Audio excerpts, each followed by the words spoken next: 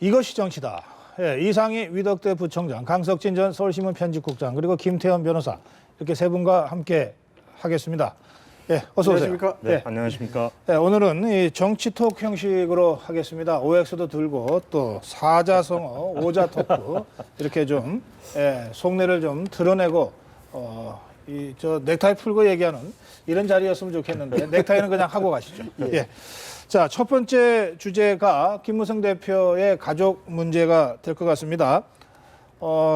이 김무성 대표의 둘째 사위가 결혼 전에 마약 상습 투약 혐의로 집행유예 처분을 받았는데 이거 양형에 김무성 대표가 영향을 미쳤다, 아니다 이러고 논란이 있죠.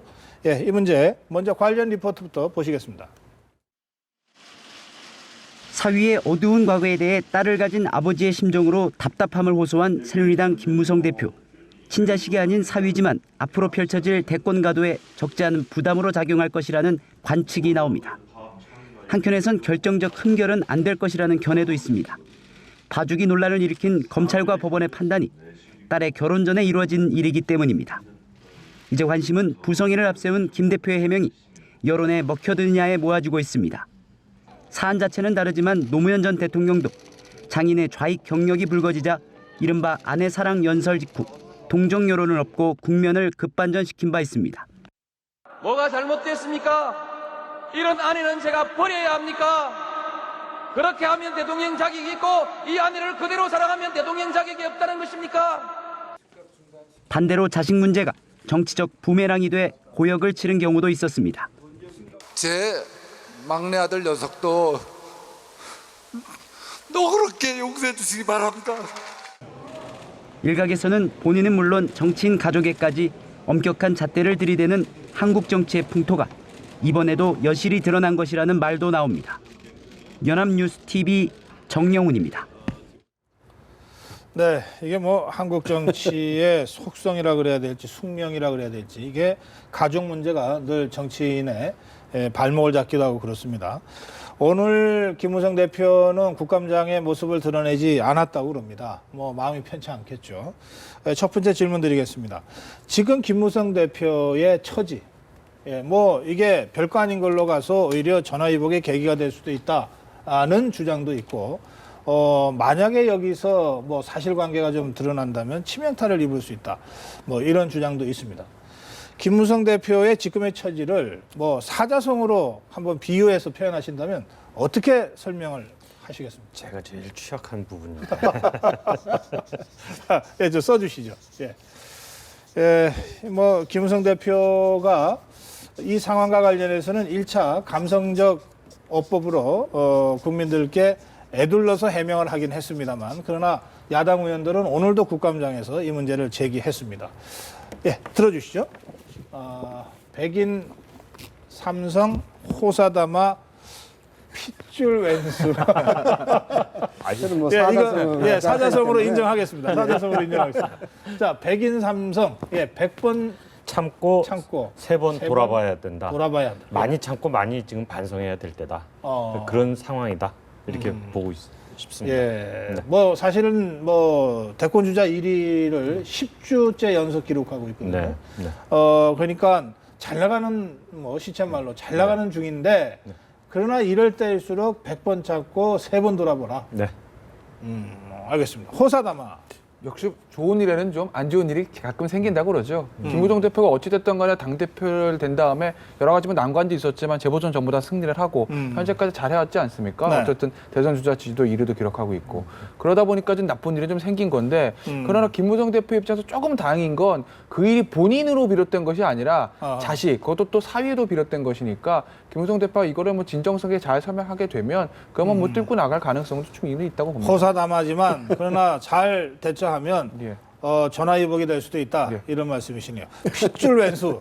요즘 여의도 정치가 유행어입니다. 야, 예. 박근혜 대통령이 동생 때문에 아주 부침 당하셨고 또 김무성 대표의 딸 문제로 지금 이제 시끄러운 상황이고, 그래서 역시 정치는 척근이 문제가 될 수도 있지만 요즘은 정치인의 어떤 척근보다도 핏줄이 오히려 더 부담이 되는 그런 그러고 보니까 상황이다. 지금 저 박원순 시장도 예, 지금도 그 자식 문제 때문에 어쨌든 지금 논란의 소용돌이에 그렇죠. 빠져 예. 있습니다. 근데 이게요, 왜냐 그러면은 이 자식 문제가 사실 마음대로 하지는 못합니다. 뭐 저희도 자식을 키우는 입장에서. 그런데 예. 이게 이제 정치인 김무성의 입장, 당대표 김무성 입장의 자식이라는 것이 이게 이번 사건으로 인해서 김무성 당대표가 정치적 골병을 들었다라고 볼 수가 있습니다. 이게 상처가 보이지는 않지만은 엄청난 심대한 골병이 들었다라고 봐야 됩니다. 알겠습니다. 이 김무성 대표 이 당사자인 김무성 대표의 처지에 대해서는 이제 사자성어로 이렇게 설명을 하셨는데, 자, 이 문제가 어쨌든 정치 이슈가 된 거 아닙니까? 네. 국감장에서 야당 의원이 이 공격을 하면서 시작된 정치 이슈입니다. 그래서 이번에는 여야의 입장을 좀 들어봐야 되겠는데, 야당은 이거 김무성 대표의 뭔가 외압을 가한 의혹이 있다, 이렇게 의혹을 제기하고 있죠.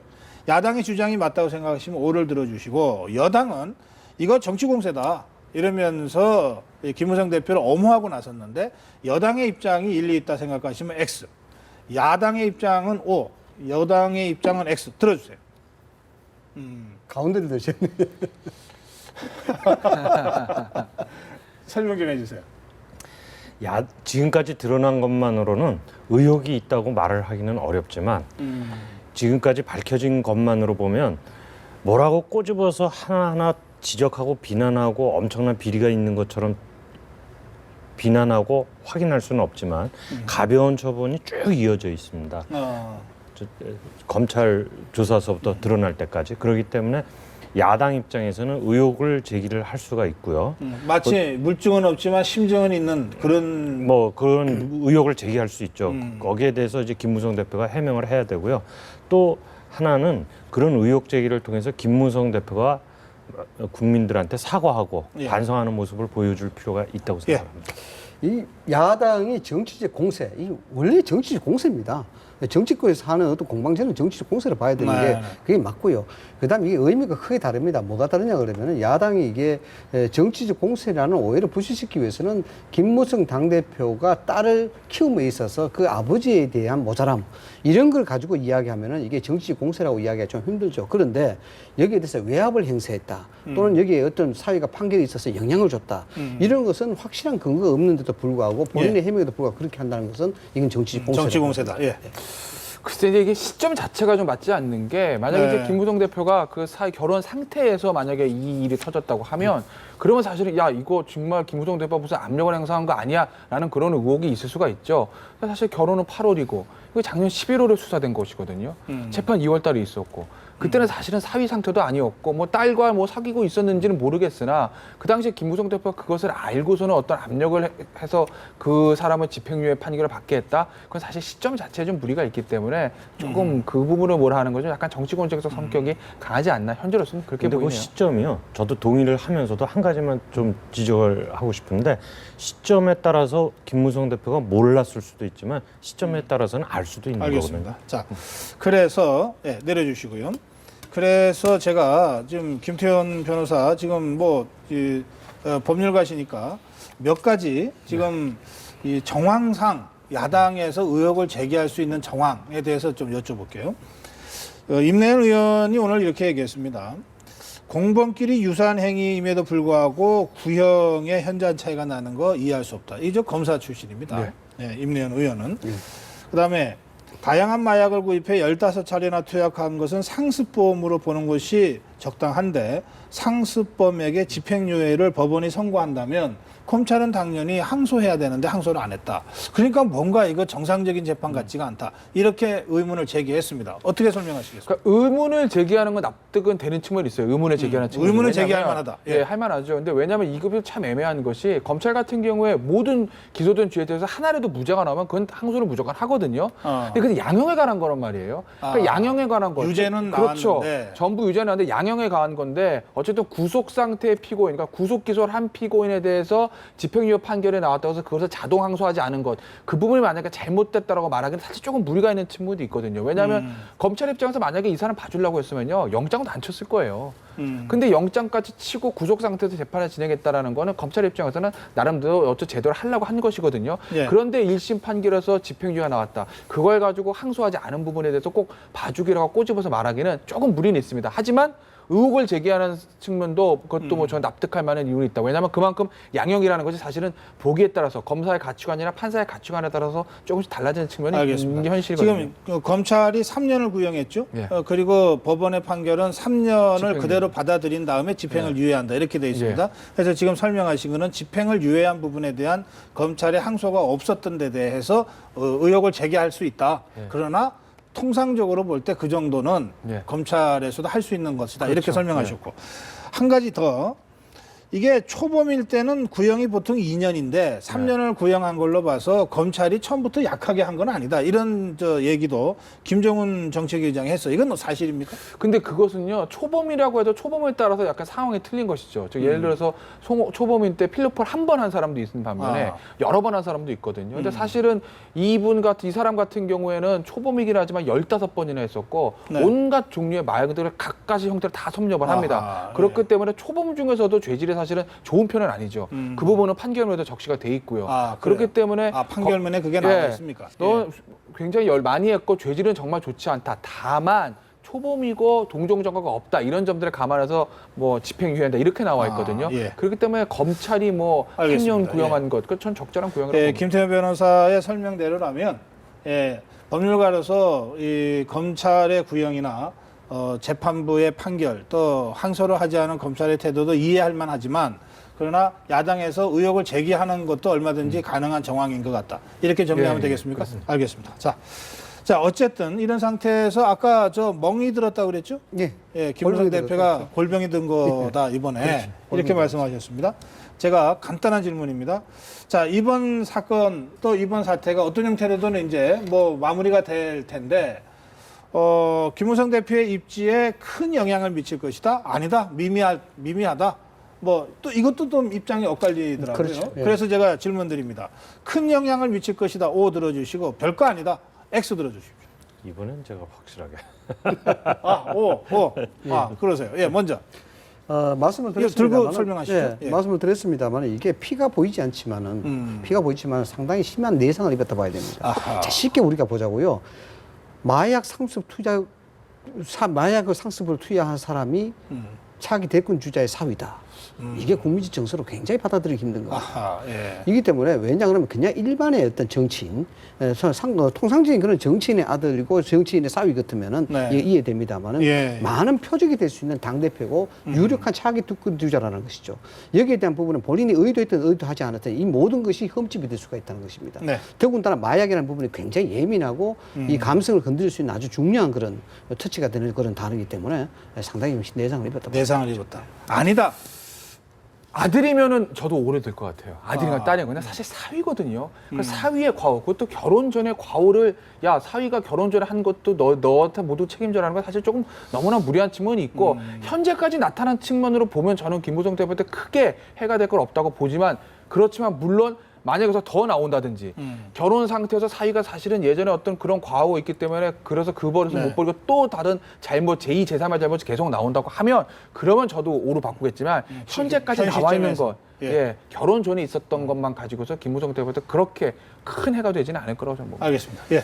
저는 이제 좁게 보면 김 변호사님 말씀에 동의하면서 왜 오를 들었냐면 이게 어떻게 해서 과거 2월 달의 일인데 지금에 와서 이렇게 보도가 됐을까? 보도 경위. 네. 이게 궁금하고요. 아니, 보도가 그렇습니다. 예, 그다음에 누군가가 김무성 대표 주변을 갖다 이렇게 좀 들여다보고 있는 느낌이 드는 게 우선에 하나가 있고 그다음에 두 번째는 김무성 대표가 이 일로 인해서 목소리가 상당히 위축되지 않을까. 지금 뭐 오픈 프라이머리도 강하게 주장을 하고 오픈 프라이머리 속에는 청와대로부터 입김을 갖다 좀 막자 이런 알겠습니다. 이야기도 있었는데 예. 그런 목소리들이 좀 약화되지 않을까 생각이 그런 듭니다. 것들을 종합적으로 감안하면 앞으로 두고두고 부담이 될 수 있다. 네.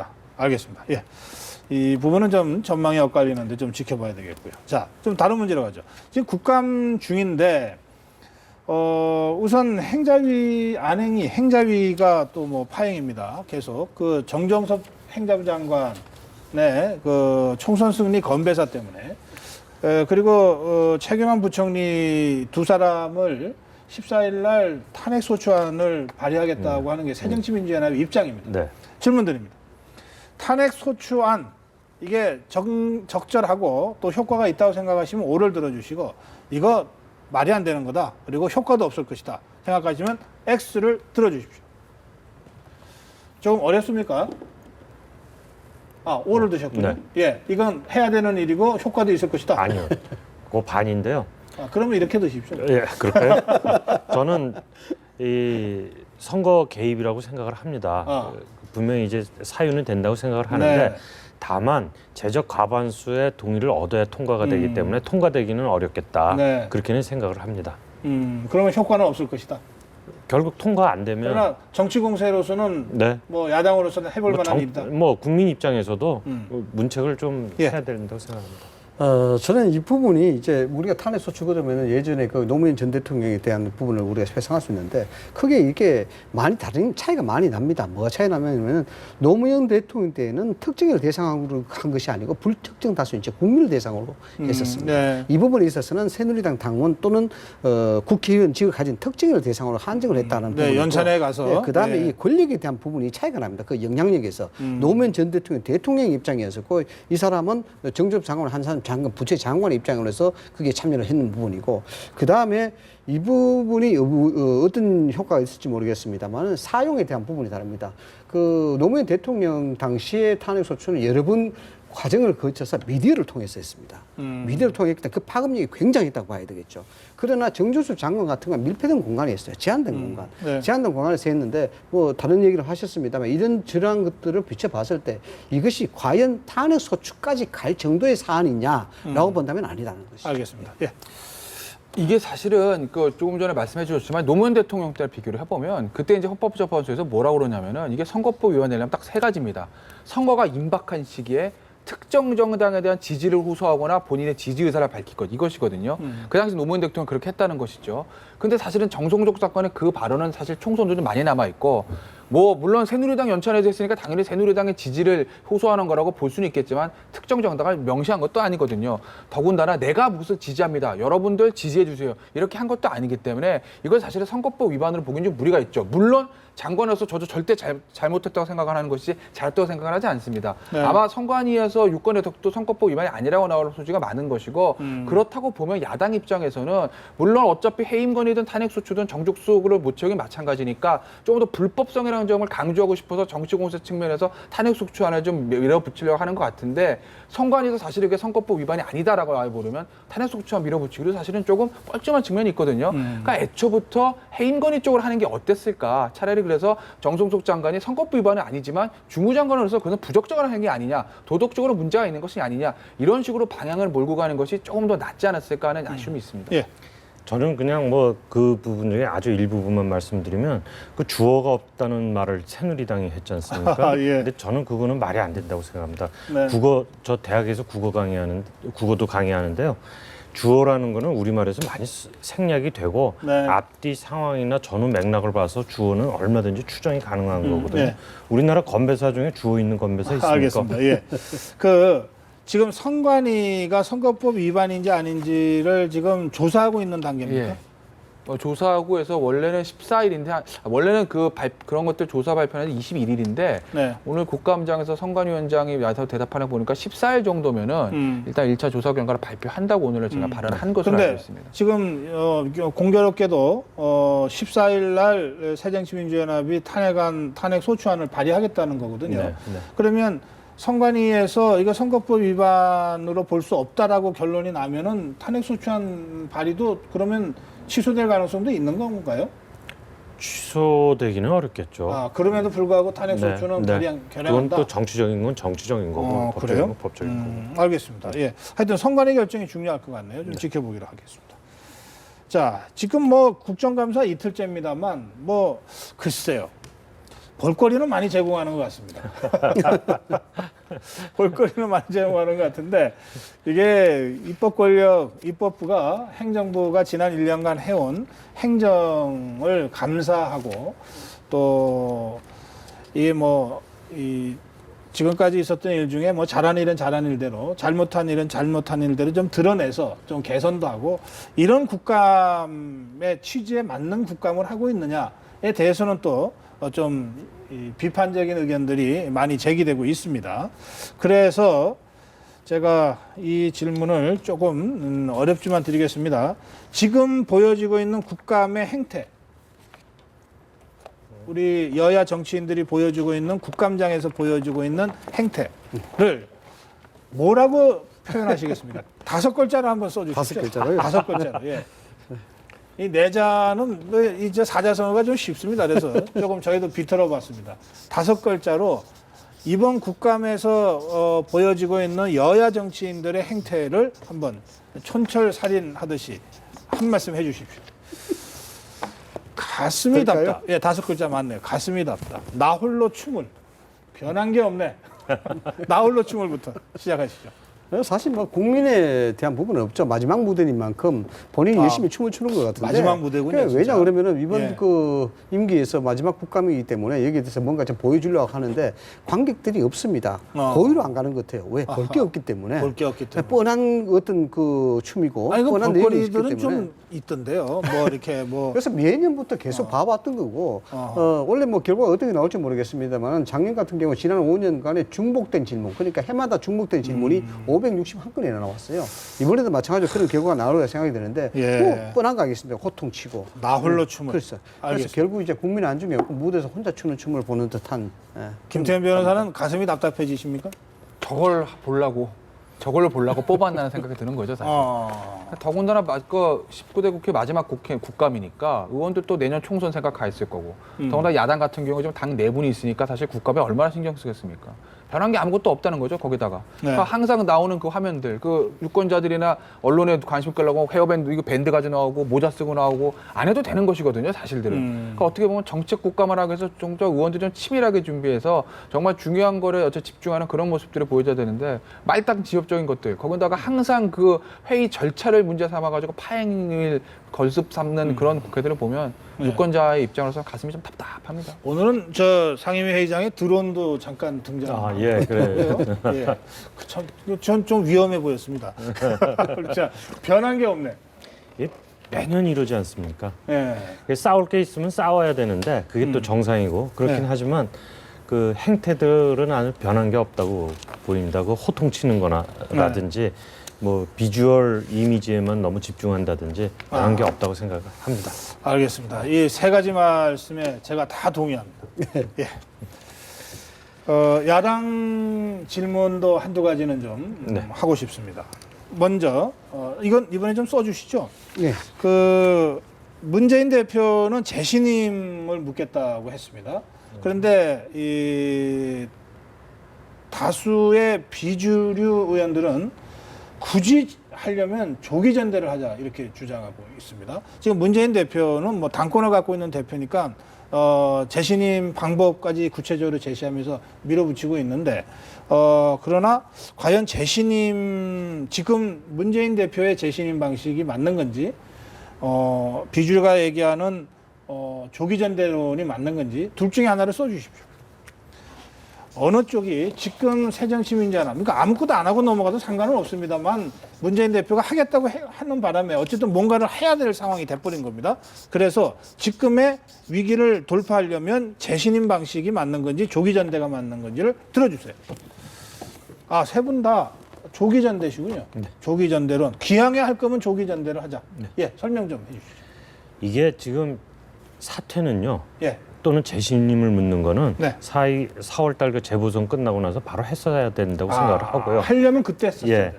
이제 와서 하려고 하면 좀 제대로 해야 된다.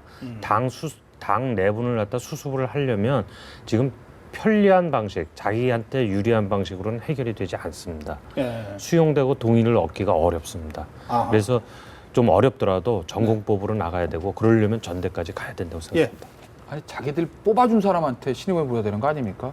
대통령께 재신임 묻는다고 국무위원들 모아놓고 다 그만할까 말까 너희들이 결정해 이럴 수 없는 거 아니겠어요? 그러니까 마찬가지입니다. 전당대에서 뽑은 당대표이기 때문에 당연히 전당대회를 거쳐서 나를 다시 신임할 거냐 아니면 새로운 대표를 맞이할 거냐 이렇게 하는 것이 맞지 뭐 여론조사 그걸 왜 국민에게 묻습니까? 당원들이 뽑은 그 대표에 대한 진퇴를. 예. 뭐 간단합니다. 이미 건물에는 균열이 갔고요. 거미줄이 온갖 건물에 다 가득 찼습니다. 예. 더 이상 효용 가치가 없는 건물이 되어 있어요. 이건 새로 허물고 새로 지어야 되는 부분이지 이게 리모델링을 어설프게 한다든가 다시 업그레이드를 한다든가 이렇게 되면은 또 균열이 갈 수밖에 없는 그런 상황입니다. 처음부터 알겠습니다. 저는 다시 시작이다. 예, 기왕할 거라면 지금이라도 조기 전 들어가자. 이렇게 의견 정리가 되고요. 마지막 질문 드리겠습니다.